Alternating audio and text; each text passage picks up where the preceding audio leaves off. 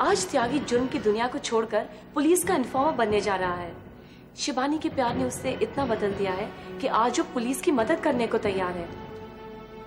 मुझे ये बड़े अफसोस के साथ कहना पड़ रहा है कि आपकी एप्लीकेशन कमेटी ने रिजेक्ट कर दी है।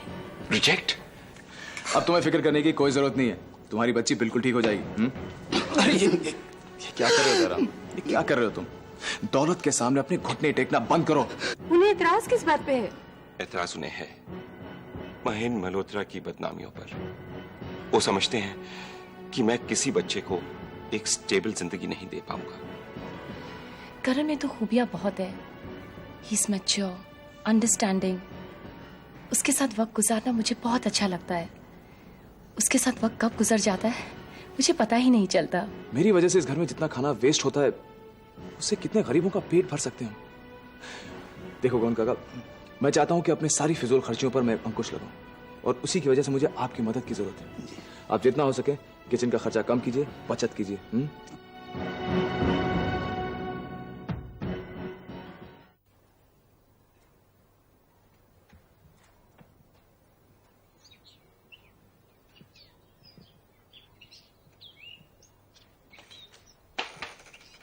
Hi mom.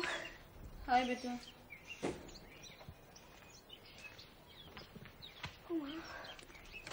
ये आप क्या कर रही हैं? अपनी मैथमेटिक्स की क्लास ले रही हूँ। मैथमेटिक्स की क्लास मतलब? बेटा, आज तक तेरी मम्मी ने जो पैसे खर्च किए ना किसी ने मुझसे हिसाब मांगा और ना कभी मैंने रखा। लेकिन अब अपने बिजनेस चलाने के लिए हिसाब तो करना ही पड़ेगा। वैसे अंदाजन हम कितना इन्वेस्ट कर चुके हैं? सब कुछ मिला जुला के मेरे हिसाब से 75 लाख। सब कुछ मिलाकर? हाँ, तकरीबन 75 लाख। कुछ ज्यादा नहीं है ना? हाँ, तुम महेंद्र मल्होत्रा की बेटी हो ना, इसे तुम्हें ज्यादा नहीं लग रहा है। लेकिन निशी की बेटी बनकर देखो तो हमने बहुत ज्यादा खर्चा कर लिया है। कितना ज्यादा? देख, मैंने जो कुछ भी बचाया था और जो तेरे पापा से डिवोर्स के बाद मिला, सब मिला जुलाकर मेरे पास 1.5 करोड़ था। मैंने करीब 50 लाख ये बिजनेस में लगाया, बाकी 25 लाख हमने बैंक से लोन लिया था ना। अब इस लोन को वापस करते करते हमारे पास करीब 50 लाख बच जाएंगे। अगर ये बिजनेस 1-2 साल में नहीं चला ना तो फिर प्रॉब्लम होगा। जितना आपके पास था आप उससे कहीं ज्यादा कमाएंगी। मेरा दिल कहता है कि हमारा बिजनेस बहुत कामयाब होगा। अरे बेटा, थोड़ा बहुत भी चल जाए तो हमारी जिंदगी आराम से कट जाएगी। ये क्या है? छोड़ दे उसे, हमारे काम की बात नहीं है। देखने में क्या है? अगर टाइम वेस्ट मत कर, हमारे काम की बात नहीं है ना कहा। अरे ये तो किसी 5 स्टार होटल को रेनोवेट करने का प्लान लगता है। बिल्कुल ठीक कहा तुमने, ये एक 5 स्टार होटल के रेनोवेशन का प्लान है। ये तेरी रेनू आंटी देकर गई है। इन लोगों ने कोटेशन मांगा है। कोई फायदा नहीं। क्यों? नीतू, ना हम लोग इतने फेमस हैं और ना हम में इतनी ताकत है। मम्मी, लेकिन कोटेशन देने में कोई नुकसान नहीं है। वो लोग ये नहीं कहेंगे कि निशी आपने ये कोटेशन देने की हिम्मत कैसे की। कोई नुकसान नहीं होगा। चलता है, ट्राई करने में क्या है। नीतू, ये कोटेशन भेजने से भी कोई फायदा नहीं, हमें ये कॉन्ट्रैक्ट नहीं मिलने वाला। लेकिन मुझे ये भी मालूम है कि तू ये कोटेशन मुझसे भिजवा के रहेगी। आपकी सेकंड राय बहुत सही है।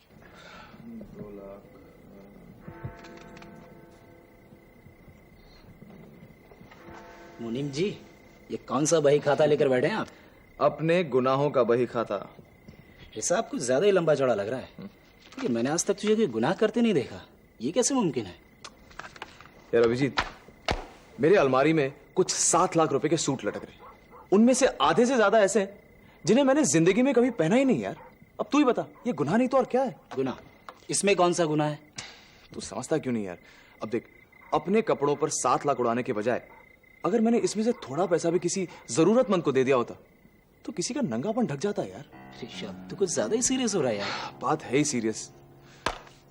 आज मुझे यह भी पता चला है कि मेरे घर से हर महीने 20,000 रुपए का खाना वेस्ट होता है यार। ये फिजूल खर्ची कम, गुनाह ज्यादा है। हाँ, एक तरफ से तेरी बात ठीक ही है। अरे मेरी बात बिल्कुल ठीक है यार। आज बैठा बैठा हिसाब किताब लग रहा था। 1 साल में मैं अपने ऊपर कुछ 30 लाख रुपए खर्च करता हूं। फिजूल खर्ची 30 लाख रुपया यार, सुनने में भी बेहुदा लगता है। ठीक है, खर्च हो जाता है, लेकिन इस बात को इतना दिल से लगाने की जरूरत नहीं है। What's wrong with you Abhijit? आज मैं अस्पताल गया था मां से मिलने के लिए। वहां मैंने अपने एक फैक्ट्री के वर्कर दयाराम को उस डॉक्टर के सामने गिड़गिड़ाते हुए देखा है। वो अपने बच्चे की जिंदगी की भीख मांग रहा था उसके सामने, सिर्फ 2 लाख रुपयों के लिए। और मैं mister Rishabh Malhotra of Malhotra group of industries 2 lakh रुपए ऐसे खर्च कर देता हूं, मेरे हाथों को पता तक नहीं चलता यार। लेकिन अब ये बातें मुझे चुभने लगी हैं यार। पाप किया है मैंने, बहुत बड़ा पाप। ठीक है, जब नींद खुले तब सवेरा। नींद तो मेरी खुल चुकी है यार, इनफैक्ट टूट चुकी है। मैं अपने ऐशो आराम में थोड़ी भी कमी ले आऊं तो कितने गरीबों की जिंदगी सजा सकता हूं यार। और अब मैं ऐसा ही करूंगा।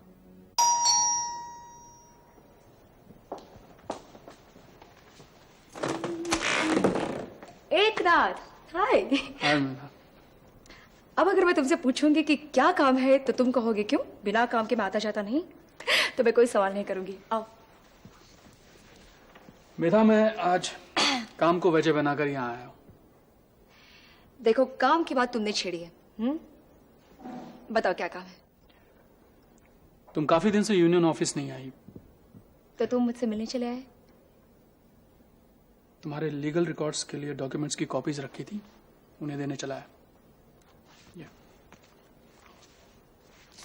Yes, thanks. ठीक है, मैं चलता हूँ। डिनर तैयार है, रुक जाओ तो साथ डिनर करते हैं, फिर चले जाना। मेधा, जब जाना ही है तो ये फॉर्मेलिटीज किस लिए कर रही हो? और वैसे भी बात जब दिल से ना निकल रही हो तो उसे बोलकर जुबान को जहमत नहीं देनी चाहिए। तुम्हें क्या हो गया एकनाथ? कौन सी बात मैं तुमसे क्या कहूँ? तुम्हारे पास कहने के लिए बचा ही क्या है मेधा? ठीक है, फिर तुम कह डालो जो तुम्हें कहना है। दिल में जो भी बात आए कह डालो। मेधा, तुम्हें दिल में जगह देना मेरी सबसे बड़ी बदनसीबी थी। तुम मेरे दिल में आ बसी और उसे मसल कर रख दिया। धज्जियां उड़ा दी तुमने मेरे दिल की। मेधा, तुमने मुझे हाँ, मैं सुन रही हूँ। मेधा, क्या तुमने मुझसे सचमुच कभी प्यार किया था? एक मिनट। क्या कहा तुमने? क्या? मेधा, नहीं, तुमने मुझसे कभी प्यार किया ही नहीं। That's great. मैं तुम्हें लेकर ख्वाब देखता रहा और तुम मेरे कंधे पर सिर रखकर ऋषभ के ख्वाब देखती रही।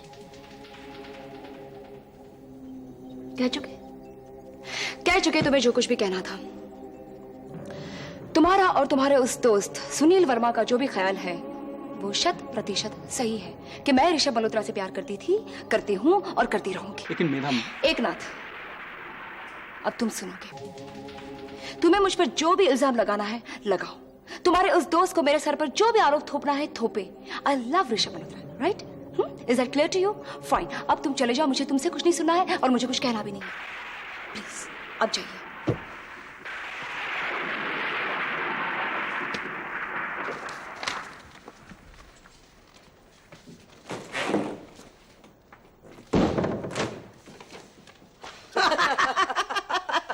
अच्छा था ना जोक?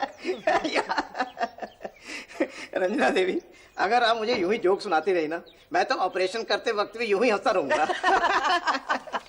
करण, आओ बेटा। Mister Karan, now she is perfectly all right. बस इनका ईसीजी लेकर इनके डिस्चार्ज होने की तारीख तय कर लेता हूँ। Okay, thanks. ये इन्हें क्या हुआ है? तबीयत ठीक है? वही मैं इन्हें बहुत परेशान कर रही हूँ। देख बेटा, मेरी तबीयत ठीक हो गई, मुझे जाने नहीं देते। ठीक है, जब तक वो पूरी तरह कॉन्फिडेंट नहीं हो जाते आपको नहीं जाने देंगे। कॉन्फिडेंस देखा आज? हाँ, देखा। वैसे आप बिल्कुल ठीक लग रही हैं आज। कोई मिलने तो नहीं आया ना? अरे हाँ, आज तो मेरा घेराव हो गया था। घेराव कैसा? हाँ, फैक्ट्री के सारे वर्कर्स मुझे मिलने आए थे। इतनी दुआएं दे के गए हैं कि मेरे एक उम्र के लिए काफी है। वर्कर्स यहाँ अचानक कैसे आ गए? ऋषभ की वजह से। ऋषभ अपने मुंह से कभी कुछ नहीं बोलता है, दुआएं भी दूसरों के मुंह से कहलवाता है। मैं समझा नहीं मां। हमारा एक वर्कर है दयाराम, उसकी लड़की आज इस हॉस्पिटल में एडमिट हुई है और उसके ऑपरेशन के लिए ऋषभ ने 2 लाख रुपए का चेक काट के दिया है। कमाल है ना बेटा? ऐसे और बहुत से कमाल उसके धीरे धीरे आपके सामने आएंगे मां। सीख रहा है वो भी पैंतरेबाजी। नहीं कर ऋषभ, ऐसा नहीं है। मैं दावे से कह सकती हूँ ऋषभ के अंदर कोई छल कपट नहीं है। ममता की आंखें धृतराष्ट्र के अंधेपन की तरह होती हैं मां। आई एम सॉरी, लेकिन उसे भी दुर्योधन की खामियां कभी नजर नहीं आई थी। आप अस्पताल में हैं, सो बाहर वो अपना व्यू रच रहे हैं, वरना जिसे अपनों की फिक्र नहीं होती है वो गैरों के दर्द को क्या समझेगा।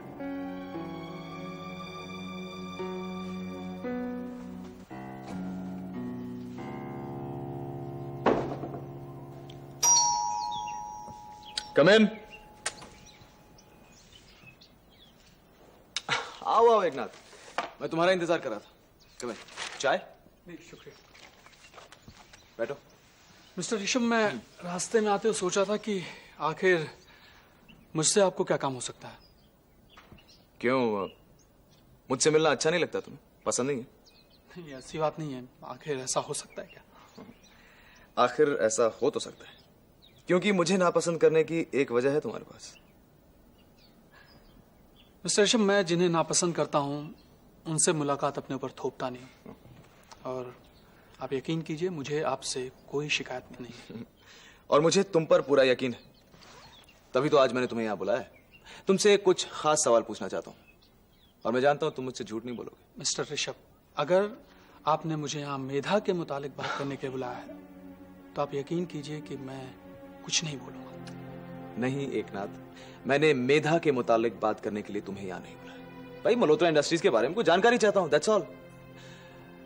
लेकिन अब जब तुमने मेधा की बात छेड़ ही दी है तो तुम भले ही उस संबंध में कुछ ना कहना चाहो, मैं तुमसे कुछ कहना चाहता हूं, एक आखिरी बार। देखो एकनाथ, मेरी जिंदगी में मेधा का दर्जा आज एक अच्छे दोस्त के अलावा और कुछ नहीं, ना कम ना ज्यादा। और मैं चाहता हूं कि जितना यकीन मुझे तुम पर है उतना ही यकीन तुम मुझ पर करके देखो। मुझे आप पर उतना यकीन है, मैं फिर से दोहराता हूं। और मुझे तुम्हारी सच्चाई पर पूरा यकीन है, ये मैं दोहराता हूं। चलो अब कुछ काम की बातें हो जाए। अच्छा एकनाथ, मुझे ये बताओ कि मल्होत्रा इंडस्ट्रीज का एक आम वर्कर तनख्वाह कितनी पाता है?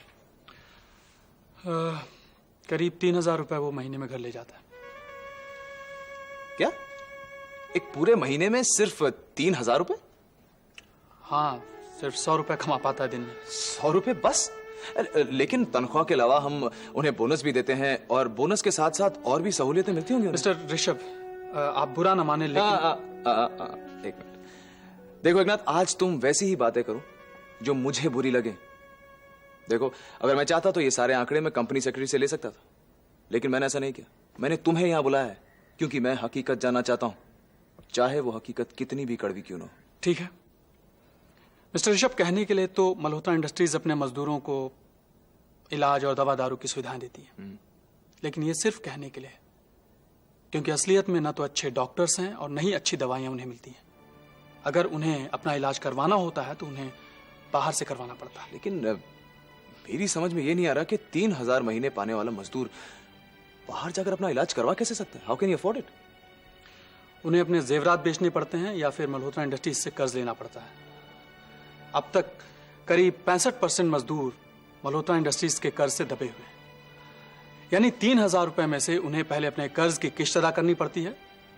इसका मतलब यह हुआ कि वो सिर्फ 2,000 या 2,500 रुपए अपने घर ले जा पाते हैं, और उसके बाद अगर कोई बीमार पड़ जाता है तो उसका मतलब वो गरीब हो गए। मिस्टर ऋषभ, आपने दयाराम के लिए जो कुछ भी किया है उसके बाद मजदूरों के मन में आपके लिए इज्जत बढ़ी है। मैंने खुद अपनी आंखों से एक मजदूर को कहते हुए सुना है कि शायद केशव साहब वापस आ गए। एकनाथ, नहीं, मैंने मजदूरों के मन में उम्मीदें जगाई भी है और फिर उन उम्मीदों का खून भी कर दिया है। बट डोंट वरी, आज के बाद हर कीमत पर मैं उन उम्मीदों को जिंदा रखूंगा। I promise. तुम निहायत गैर जिम्मेदार और लापरवाह आदमी निकले हो। ये तारीफ आप मेरी कर रहे हैं? मेरे सामने कौन बैठा है? अरे सुनील बेचारा भी क्या करे, उसे लगा कि आपकी जगह शायद कोई आईना रखा हुआ है। देखो शीला, हंसाने की कोशिश मत करो, मैं बहुत सीरियस बात कर रहा हूं। शीला जी प्लीज, मिस्टर मल्होत्रा आज से पहले कभी इतने सीरियस लगे नहीं है।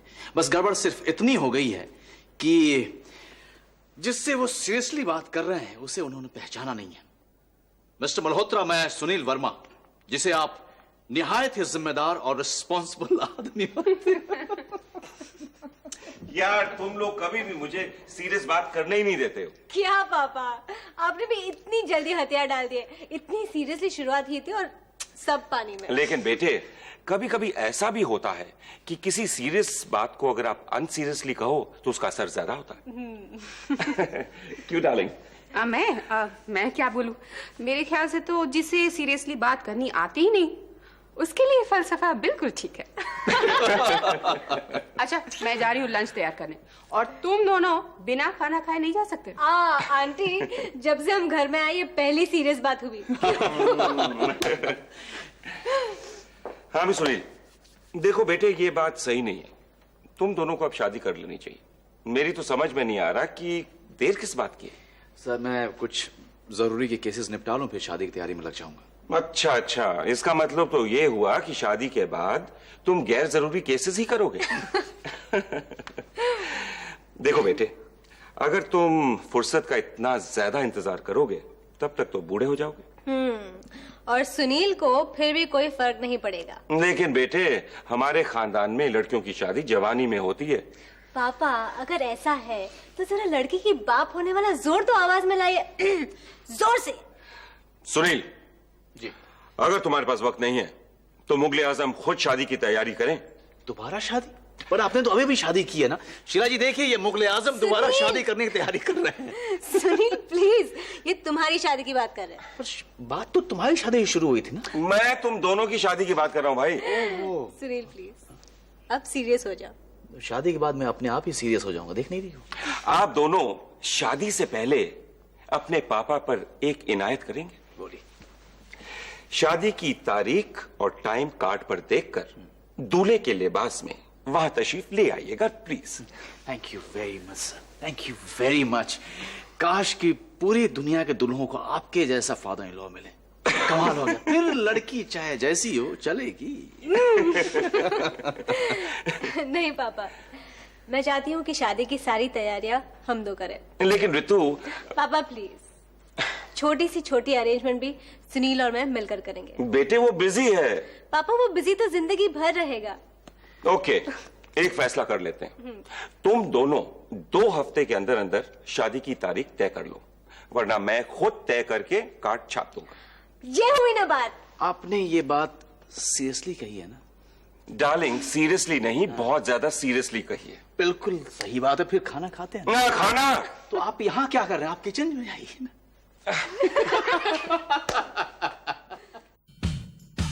वफा मोहब्बत नफरत प्यार दौलत शोहरत भागम भाग